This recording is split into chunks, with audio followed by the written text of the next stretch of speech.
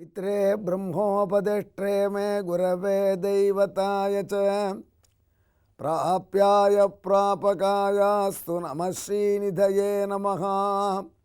அன்புள்ள விஜய் தொலைக்காட்சி நேயர்களே, உங்கள் அனைவருக்கும் என்னுடைய வணக்கங்கள் மற்றும் இனிய நல்வாழ்த்துக்கள்.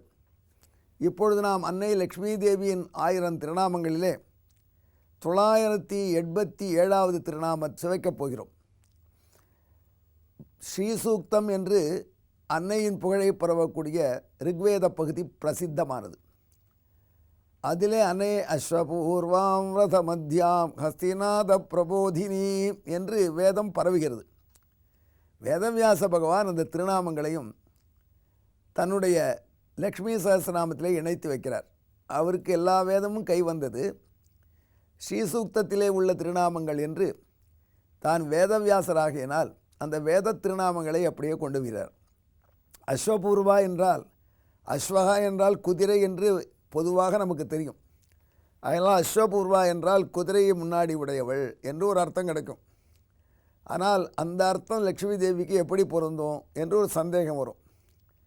அதற்காக வேதவியாச பகவான் சொன்ன இந்த 987வது திருநாமத்தை வேறே கோணத்திலே புரிந்து கொள்ள வைக்கிறார்கள் நமது முன்னோர்கள்.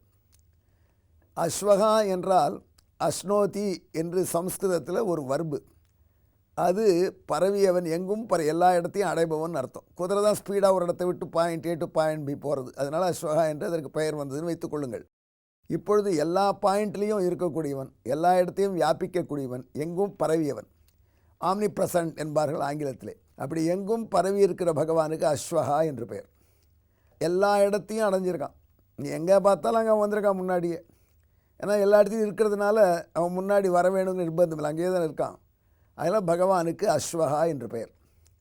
அந்த அஸ்வனாகிய பகவான் இருக்கானே, அவன் ஒருவருக்கு அருள் செய்ய வேண்டும் என்றோ எங்கும் பரவ வேண்டும் என்றோ சங்கல்பித்தானாகில் அவனுக்கு முன்னாடி போய் நிற்பலாம் அன்னை லக்ஷ்மி தேவி. அஸ்வனுக்கு பூர்வையாக அஸ்வனான எம்பெருமான் வியாபிக்கும் பொழுது முன்னாக இருப்பவளாகினால அவளுக்கு அஸ்வபூர்வா என்று திருநாமம். அதாவது திருப்பாவை சீசன் இப்போது அதில் 3வது பாடல், ஓங்கி உலகளந்த உத்தமன் பேர்பாடி, ஓங்கி உலகளந்த உத்தமன் என்று வாமனனாக இருந்து குள்ளனாக ஓங்கினான் பகவான், ஓங்கி உலகை அளந்தான். அந்த ஓங்கி என்பது அவ்வளோ விரைவாக ஓங்கினதை சொல்லக்கூடிய அழகான தொடர். அதில் விரைவு எங்கேருந்து கிடைக்கும் அப்படின்னு கேட்டால், அந்த கதையை கண் முன்னாடி வைத்து பாருங்கள். மகாபலி என்கிற அசுர சக்கரவர்த்தி, விந்தியாவளி அவருடைய தர்மபத்னி, அவன் செய்யக்கூடிய அழமேத வேள்வி, பரிவேள்வி, குதிரை வேள்வி, அந்த வேள்வியில் தானம் கொடுக்குறான்.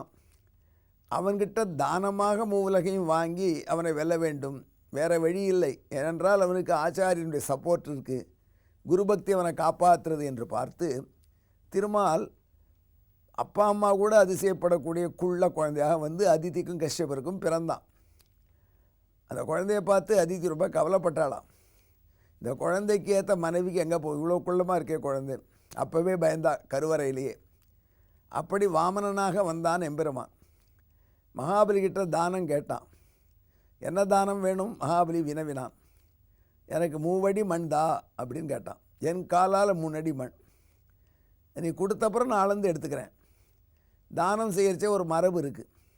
தண்ணீரை மனைவி வார்க்க அதை கையினாலே அந்த இவனுக்கு கொடுத்து, யாருக்கு கொடுவோம் கையில் வார்க்கணும்.